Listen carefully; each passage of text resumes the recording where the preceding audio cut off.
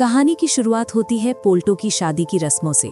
पूरा घर दुल्हन की तरह सजा हुआ है। रंगीन झालरें, फूलों की खुशबू, मंत्रों की गूंज, हर तरफ जश्न का माहौल। लेकिन इस चमक के बीच कुछ ऐसा भी है जो आंखों को चुभता है और दिल को बेचैन करता है। रस्म के लिए पुजारिन की मां घर में दाखिल होती है, लेकिन जैसे ही वो अंदर कदम रखती है, उसका बर्ताव अलग ही कहानी कहता है। वो बेटी को गले लगाने की जगह इधर उधर नजरें घुमाने लगती है।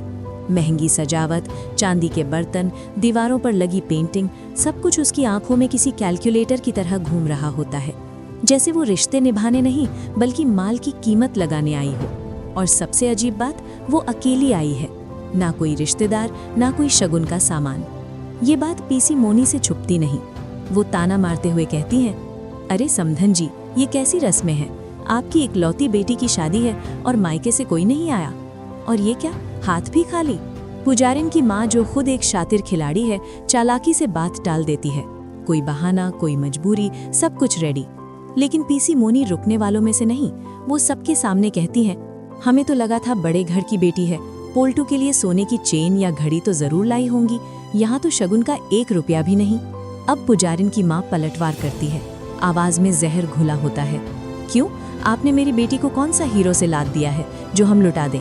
आप लोगों ने भी तो इसे कुछ नहीं दिया। इस तीखी बहस से पूरा घर गर्म हो जाता है।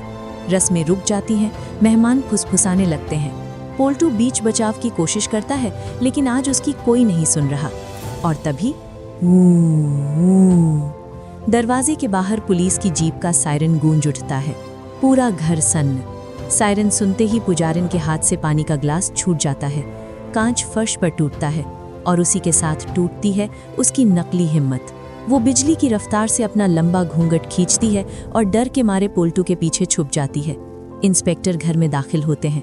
पीसी मोनी अकड़ में पूछती हैं, इंस्पेक्टर साहब, हमारे घर में शादी का जश्न चल रहा है, आप यहाँ क्यों आए हैं? इंस्पेक्टर गंभीर लहजे में जवाब देते हैं, हमें सूचना मिली है कि एक शातिर साइबर अपराधी जो बूढ़े और लाचार लोगों के बैंक अकाउंट खाली करती है, इस इलाके में छुपी हुई है। हमें शक है कि उसने भेष बदलकर किसी घर में पनाह ली है। इंस्पेक्टर की तेज नजरें सीधे घूंघट में छुपी पुजारिन पर टिक जाती हैं, और फिर आता है वो सवाल जो पूरे खेल की नींव हिला देता है, मैडम, क्या आपको कंप्यूटर या लैपटॉप चलाना आता है? ये सुनते ही पुजारिन कांपने लगती है। घूंघट के अंदर उसका पसीना छूट जाता है।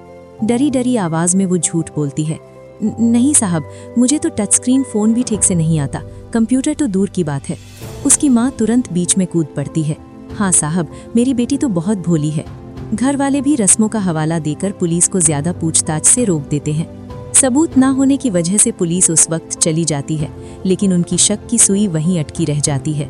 पुलिस के जाते ही पुजारिन और उसकी माँ गहरी सांस लेती हैं, एक दूसरे को देखकर शैतानी मुस्कान पास करती हैं।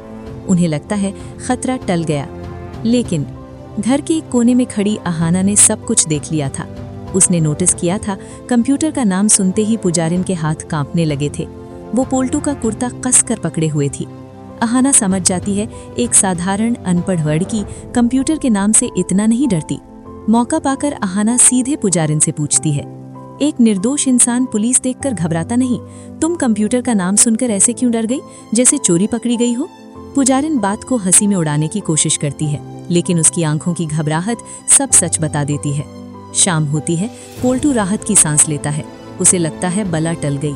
लेकिन तभी पुलिस दोबारा लौटती है। इस बार उनके साथ लेडीज पुलिस है और हाथ में वारंट। इंस्पेक्टर की आवाज गूंजती है, नाटक बंद करो, पुजारिन को सामने लाओ।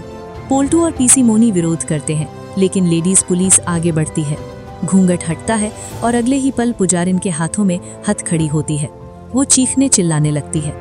तभी इंस्पेक्टर अपनी जेब से एक वांटेड पोस्टर निकालते हैं और उसे पुजारिन के चेहरे के पास रखते हैं। आप लोग जिसे दुल्हन बनाकर घर लाए हैं, वो एक वांटेड साइबर क्रिमिनल है। पुलिस से बचने के लिए इसने शादी का नाटक किया ताकि इसे सुरक्षित ठिकाना मिल सके और यहीं से अपना रैकेट चला सके। पोल्टू अपनी आंखों के सामने अपनी महंगी पत्नी को पुलिस जीप में बैठते देखता है। उसके पैरों तले जमीन खिसक जाती है। उसे मंजली याद आती है, सीधी साधी, कभी कोई जिद नहीं, सूखी रोटी में भी खुश।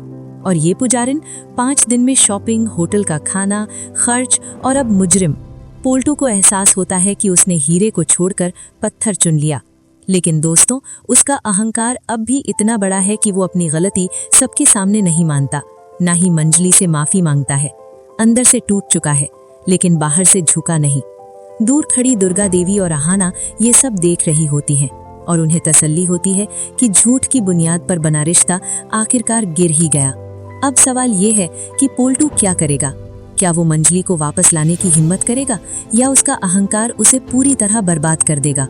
कमेंट करके जरूर बताइए, आज की जीत किसकी है? कमेंट ट्रूथ या अहाना। अहाना फैंस अटेंडेंस लगाओ, नीचे लिखो टीम अहाना।